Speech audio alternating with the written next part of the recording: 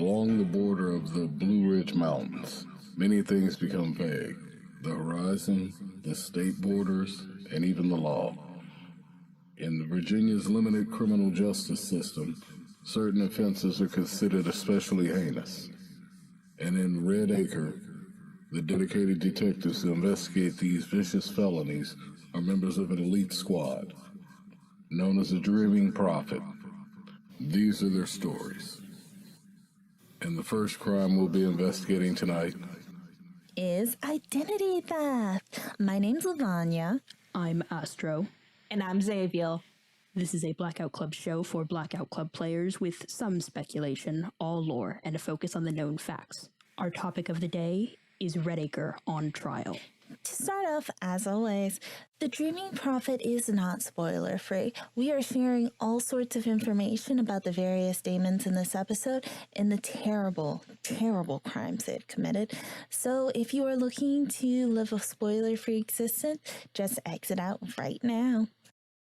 Our content warnings for today are murder on an individual scale and, again, murder on a larger scale, a term which we will define here as genocide. Some of those people murdered our children, some are adults. This is equal opportunity murder. Red Acre is a lot of things, but discriminatory is not one of them. Or is it? There will also be mentions of or allusions to harm to children, eugenics, brainwashing, and re-education camps. Disclaimer, the opinions presented in this episode are for comedy and thought-provoking. They do not accurately reflect the opinions of the cast or our guest.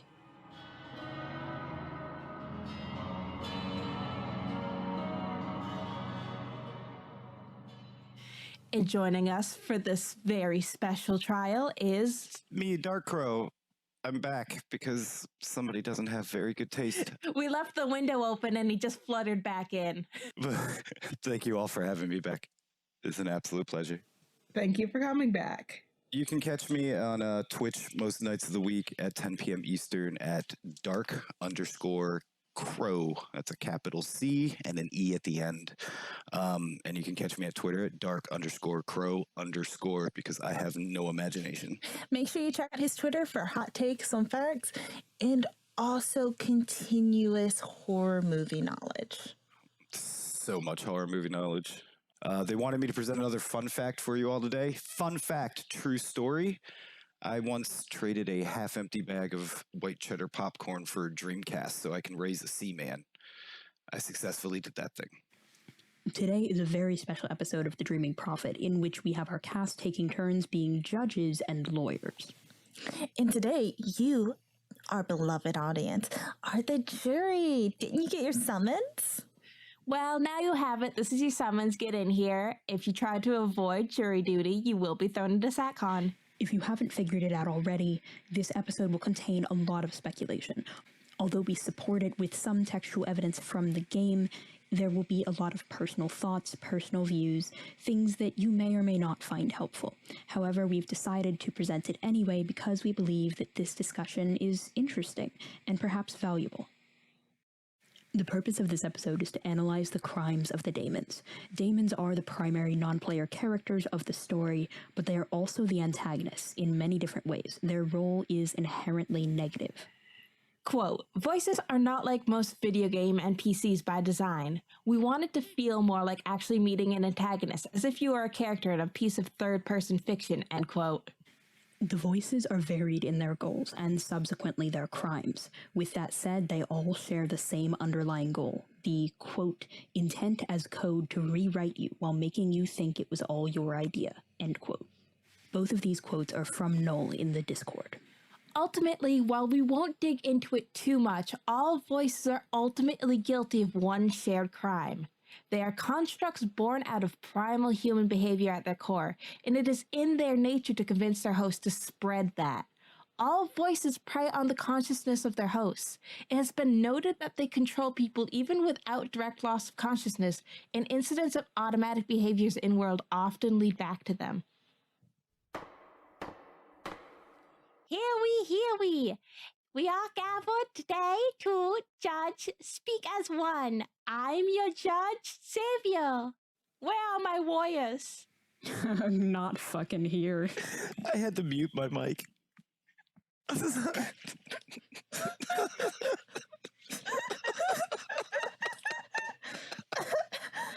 Speak as One is the primary antagonist of the game, so we're starting with them as the easiest of the daemons to judge. Noel has stated that, quote, "We have taken pains to advocate Speak as One's position as rationally and reasonably as possible with certain players, knowing that they start 1,000 feet in the antagonist hole," end quote. Objection. Here I would like to note that antagonist is an ambiguous term and that we should really question. Speak as One has done a great many things that technically could be considered immoral, illegal, wrong, maybe murderous. But if you have a good intention in your many, many, many hearts, doesn't that outweigh the cost of your actions? Objection. Overruled! Fuck you. There's a hardcore objection with that one.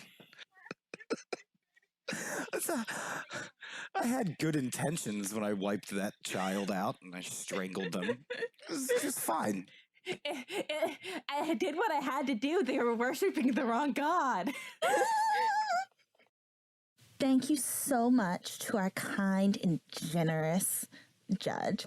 And speaking of things that are kind and generous, Speak as One is many things: wise, generous, fastidious, murderous, inclusive.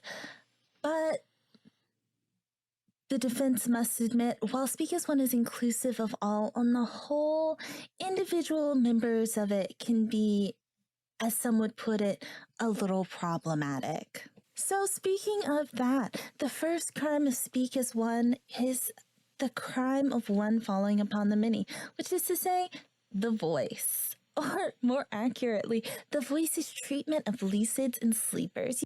Now, straight from the evidence drawer to your ears, we have some voice lines that were carefully recorded by our fastidious courthouse reporters from various members of the Speak as One cult. Nothing. The voice may cast her out if she is impaired. Is your humble host like trying to be strong, but don't our bodies matter?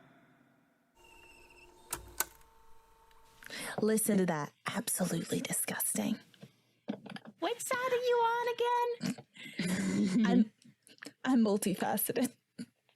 Your Honor and esteemed members of the jury, using this evidence, I would implore that you consider the welfare of the people under Speak as One.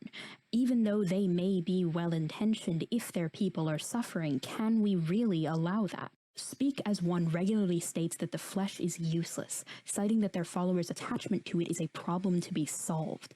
A certain amount of disregard towards their followers' health can be seen in these recordings. Impaired sleepers risk being cast out by the voice's will, and the lucids are pushed to the brink both physically and mentally, exemplified in suicidal behavior, noted in some interactions. Objection. I will allow it. Lucids and sleepers and even watchers are only punished by the voice if they show doubt, much like Astro is showing doubt here. Objection. It's quite clear that Speak as One doesn't care about the flesh because they aren't made of it. We're nothing but tools to them. It's not just Speak as One's whole thing about the loss of identities. They don't even count us as a species.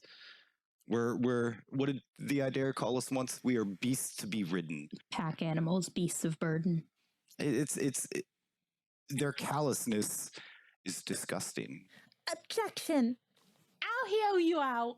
Speak as One, even though they may appear to be corrupt and as if the voice is sort of leading them up from above, they get input from everyone.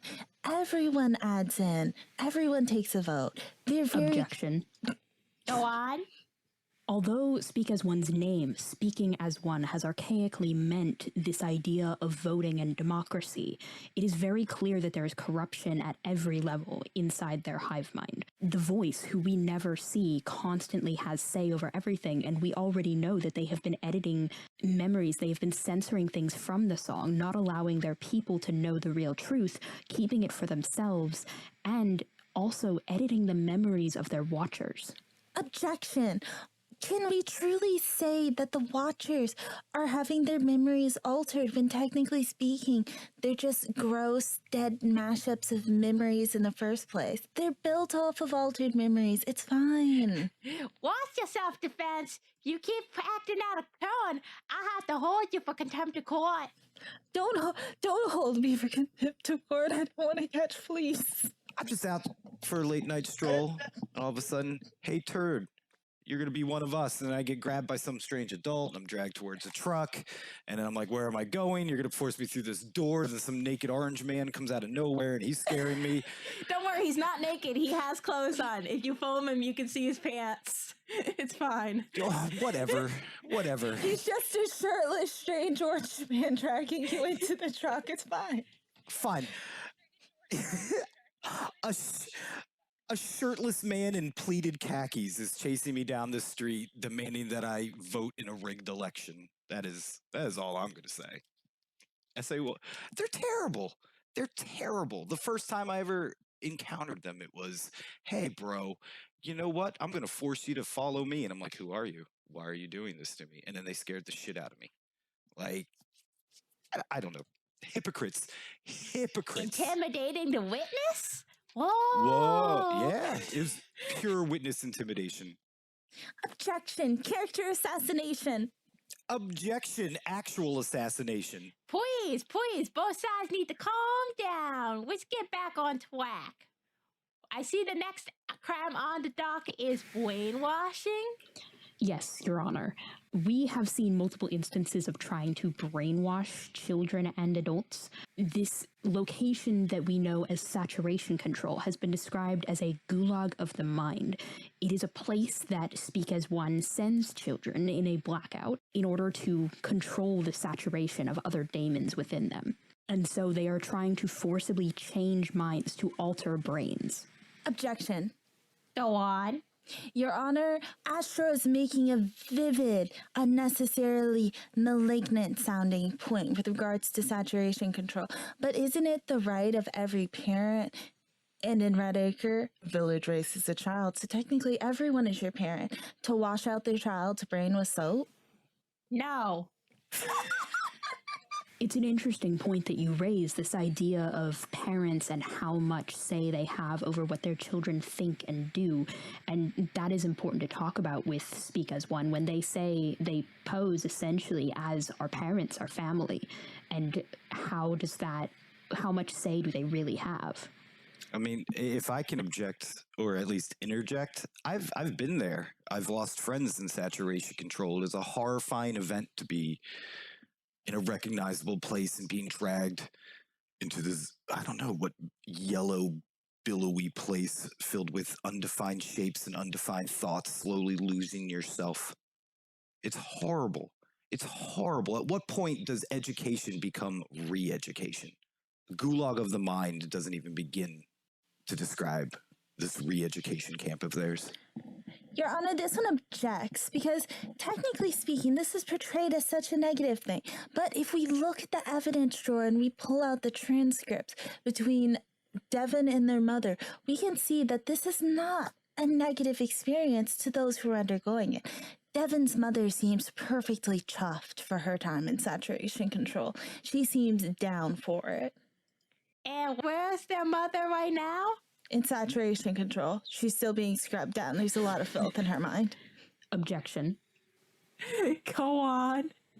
Is it possible that Devon's mother is so okay with it because her mind has been altered?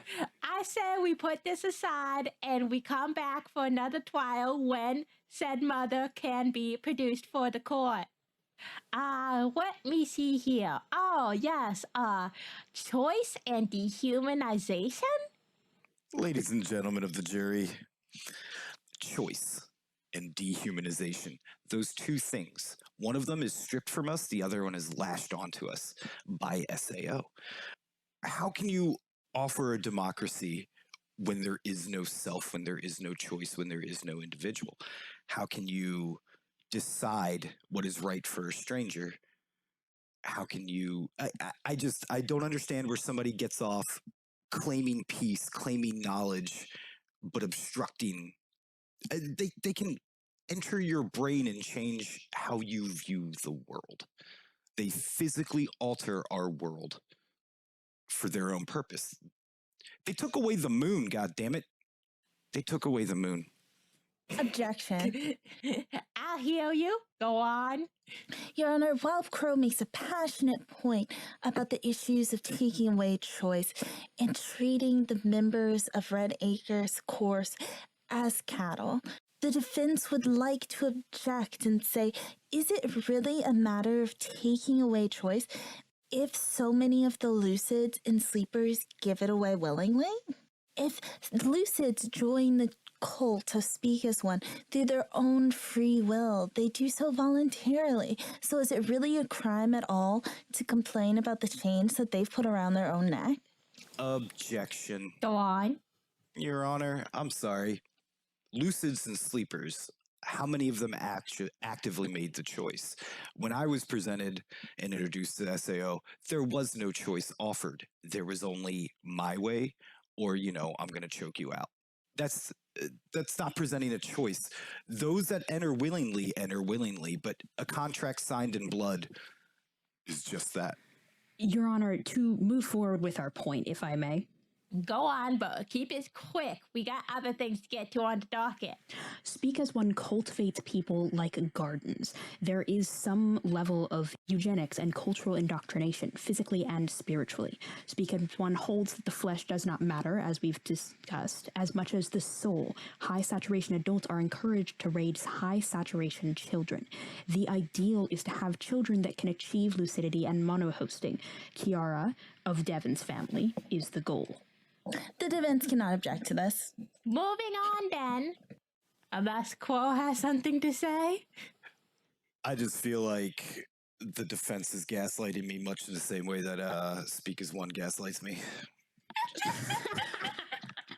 Objection. This is character assassination. This does kind of sound like perjury.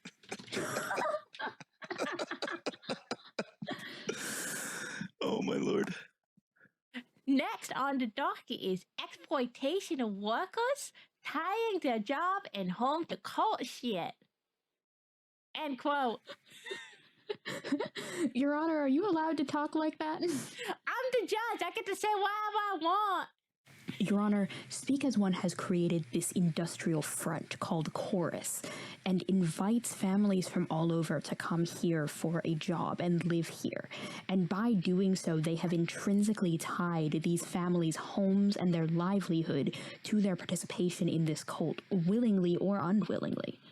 And can we really say that they are willing if there is some measure of coercion here, some threat that they might lose their home or job?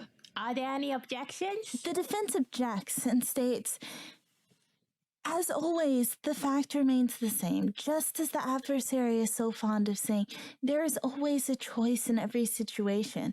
By choosing not to lose their jobs and be driven homeless into the woods of Virginia, they are making a choice to stay with the cult and to devote themselves fully to Speak as One. And by fighting against it while still trying to keep the warm accommodations that Speak as One offers, the defense would argue that should be a crime in itself, violation of an agreed written contract. I object. I object wholeheartedly. Go on. With your, oh my god. Forcing a choice at gunpoint is still having a gun pointed at someone's head. You're not making a choice. You're following a path that's been laid out for you. They clearly are just using slave labor and, hey, look, we're offering this nice, wonderful home for you that you can never spend any time in because you've been awake for 24 hours digging holes and tiling like, it's horrible. It's horrible. If anything in the past 2 months has proven, it's just that you cannot force people into a way of life that serves you and doesn't serve them. It's also worth noting that the conditions under which their workers work are awful. Not only the lack of sleep, which clearly impairs judgment and all other things, degrades the immune system. These people are working dangerous jobs in these huge caverns. There could be a collapse at any time. What kind of recourse do those people have? What kind of safety gear? They don't wear helmets. I will say that denying sleep to people is considered a war crime. The defense would like to note that it cannot be a war crime because we're not at war in Red Acre. There is no war in Red Acre, just like there's no OSHA. It's fine. But is there a war? There's a quiet war. There is an ideological war. People are dying. Sides are taking out other sides. There is a war. There is no war in Red Acre. It's fine. Objection, gaslighting. Classic SAO gaslighting. Objection. It's fine. It's fine. Objection. There is Quiet no war. down. Quiet down. The accusation would like to point out that the entire setup, of course, is not genuine altruism. It's selecting like-minded people to socially isolate off in Red Acre, making them dependent on the organization, Chorus, for jobs, for healthcare, for housing, to ensure that they are unlikely to leave once they arrive. This reminds me of the old, those old textile mill towns that would show up where, you know, everybody in town, yeah, you're guaranteed your little shack, your shanty, you're guaranteed your mill bucks that can only be used in this town. It doesn't allow you to expand. It doesn't allow you to grow. It doesn't allow you to step up. You are, this is modern slavery, for lack of a better term. This is societal slavery, except you're tied to a cause and you're whipped by a cause you might not necessarily agree with, but you don't have the chance to voice yourself anymore. This is awful. This is a return of the barons, the old textile barons. It's the Industrial Revolution. This is the exact same ideology that fuels sweatshops. I mean, it's pretty much slave labor because, no, they didn't get the maze built for free. Objection. Objection. The defense is too black to defend us further. We must move on to the next case.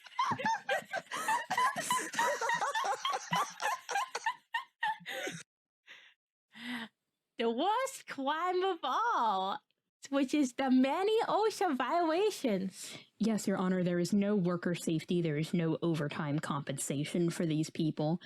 We here on the offensive side believe that this is not right conditions and that Speak as One should be persecuted for violation of OSHA guidelines. The defense cannot defend this. It is true, and Speak as One has been working and talking to their various members on if we should unionize. I thought you were already unionized. Yes, but it's fine because now we're going to unionize under the Cult Members of America and have a formal written guideline to ensure that this level of exploitation does not occur again. Question. Do the woosits need to wear a hard hat or just multiple safety goggles all over their heads? That's something that we are currently debating even now in our charter. All right. And last on the docket is irresponsible care of the shape. Yes, Your Honor, the shape has been allowed to roam free without any kind of guidance, governance. Does Red Acre not have leaf laws? It appears not, Your Honor. Objection.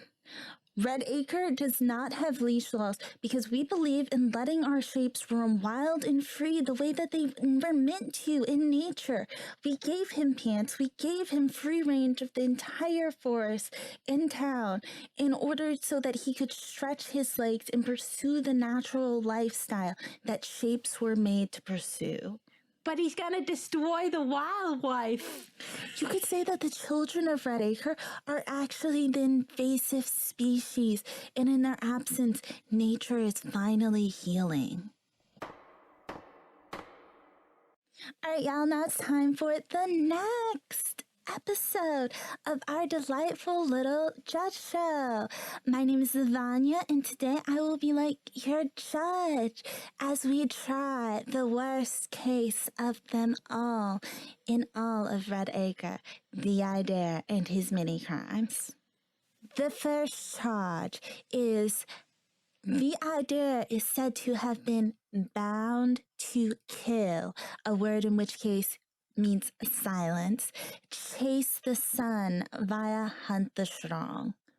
Does our court have any arguments to put forth?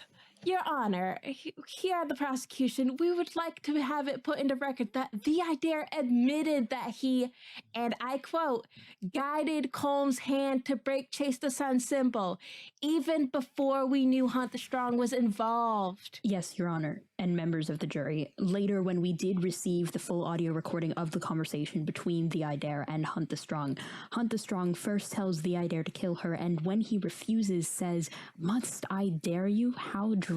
So be it." So did the dare actually take place? Objection. Objection sustained. You may go forward.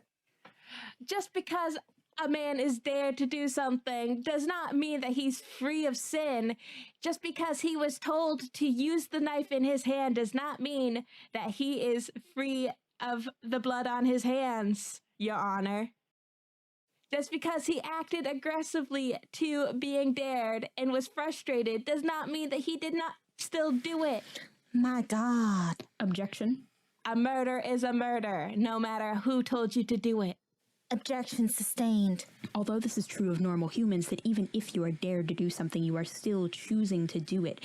It is said that daemons are different from humanity in few key ways, and this may be one of those ways. If the Idea, who was named for dares, was in fact dared at that time, could he have done anything else? Objection, Your Honor. I know that the defense here clearly is just fine with daemon murder, but we here on the prosecution believe that it is still wrong, as I'm sure the jury also feels. Content of court. Wait next time until the judge dictates if you may speak. Crow, you may speak. Thank you. While it is true that the Idea had a hand in this, he was nothing but the hand. Do we get mad at the gun when the trigger is pulled on it? He was obviously used, and he was obviously set up as a patsy. The Idea, the blood is on his hands, but his hands aren't the only ones that are red. Your Honor, I would like to have it pointed out for the court that when a gun is used to murder somebody, it is held and put away into evidence. We do not just give the gun to somebody else to be used again. Is the prosecution suggesting that we capture the Idea and bind him once more? Hey, on second thought, is this perhaps abuse of legal power to have a Speak as One follower judging the Idea? Yes. Contempt of court. Astro, the defense has been silenced. This is perjury. Crow, continue on. This is a kangaroo court. No, but I mean, yes, the Idea is responsible, but he's responsible in the same way that a child who's committing a crime on behalf... So you're saying that the Idea is a child now? No, what I'm saying is that the Idea was in a sensitive position. At that time, he was broken, bound by old laws and behaviors that no longer apply. I'm not saying he isn't culpable, but I don't believe he's entirely culpable. The Idea is a thousands of years old entity. I think that after this long, he should know what he's doing. One could argue that he did know what he was doing, tried to stop it, but couldn't. There are larger forces at play here. Well, I guess we should just let him walk off and maybe kill somebody else, huh? When we find a way to force an idea into an evidence bag, we can come back to this. And speaking of murder, that leads us in the court to our second crime on the docket. That is, the idea has gotten several of his hosts killed. Several, Your Honor. Red Acre is strewn with the fragments of... Objection! How many was it now? 60 of his dead hosts? Objection! Objection sustained. The defense may speak. Yeah, objection. How can you blame a man, well, an entity that was tricked into coming to a place he was set up? He's not responsible for getting his Let me guess, killed. he was dared to come again. How many times are we gonna allow him to do things because of a dare? Objection! Objection sustained. Objection! This is character assassination. He was Maybe set I up. should have just dared the idea to come and say he was guilty to his crimes, and we would have been over all of this already.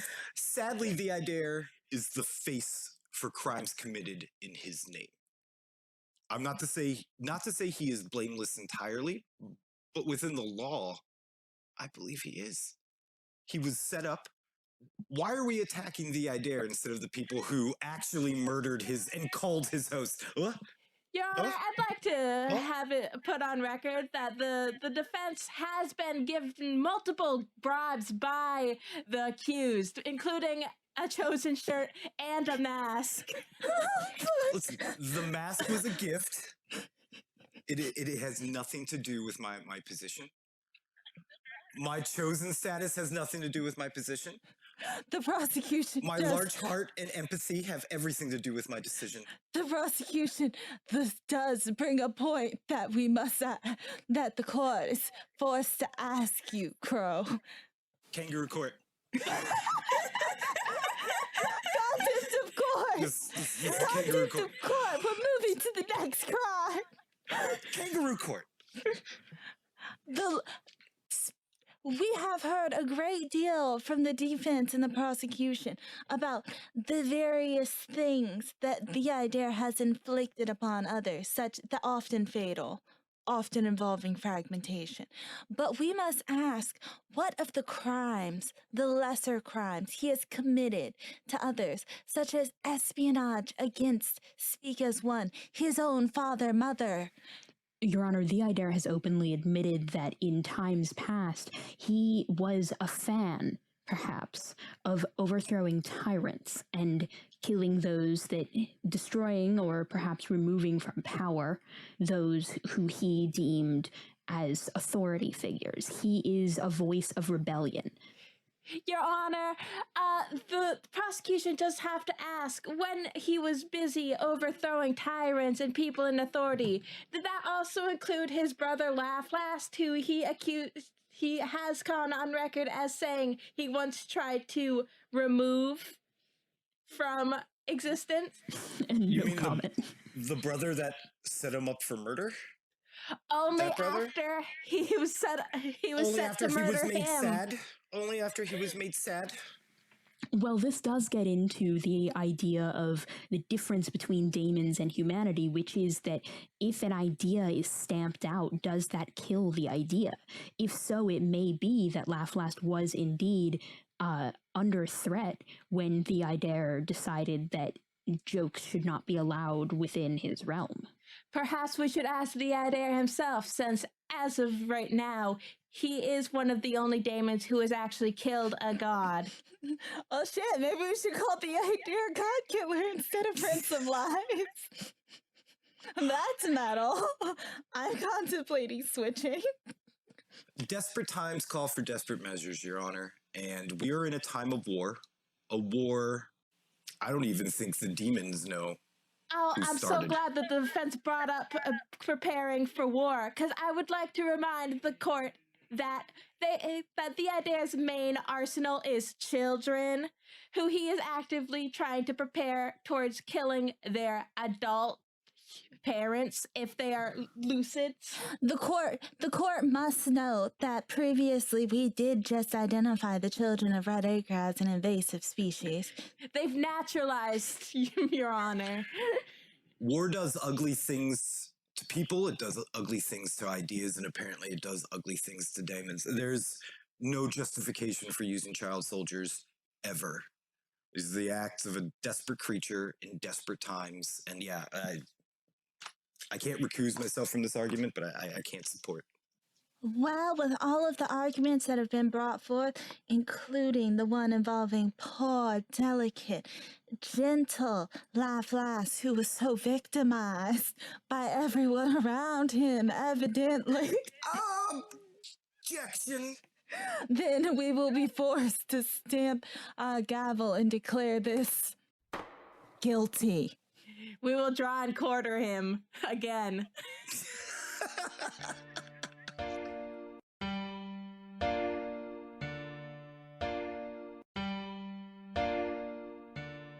Right now, people across the US are protesting, asking for police reform.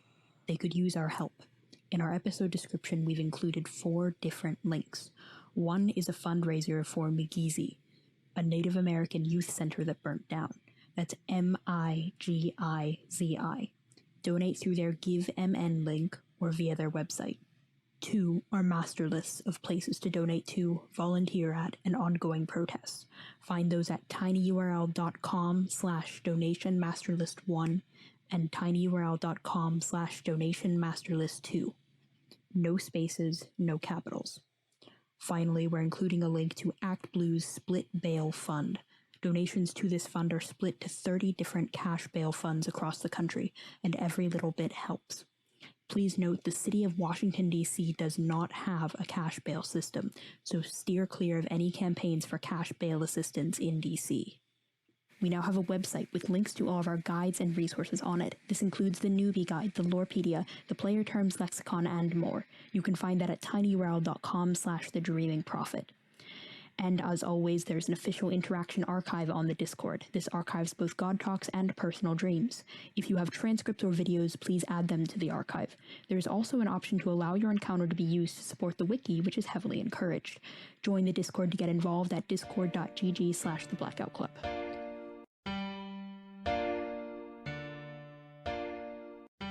The Blackout Club is made by Question Games. Our transcripts and assets are by Lavanya. Audio editing and video is by me, Astro. Our guest today was Dark Crow. Xaviul is inevitable. Just give in.